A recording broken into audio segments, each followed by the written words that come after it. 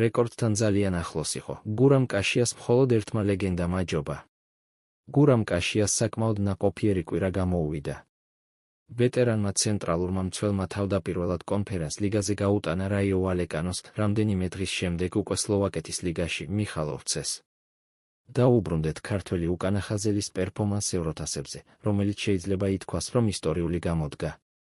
მადრიდული გუნდის კარში გატანილი გოლის მომენტისთვის ბრატისლავას სლოვანის ცენტრალური მცველი იყო 38 წლის 4 თვისა და 23 დღის, რითაც ის კონფერენს ლიგის მიმდინარე სეზონის ყველაზე უხუცეს გოლის ავტორებს შორის მეორე პოზიციაზე არის.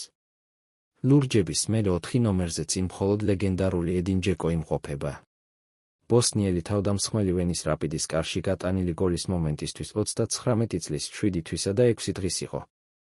აღსანიშნავია ისიც, რომ ფლორენციის ფიორენტინას ფორვარდი ზოგადად არის კონფერენს ლიგის ისტორიაში ყველაზე უხუცესი გოლის ავტორი, კაშია კი მე-4 პოზიციაზე იმყოფება. როგორც ვხედავთ, კონფერენს ლიგაზე ქართველი ცენტრალური მცველი მეორე ადგილზეა, სლოვაკეთის ჩემპიონატის მიმდინარე სეზონში კი ის ნამდვილად ყველაზე უხუცესი გოლის ავტორია.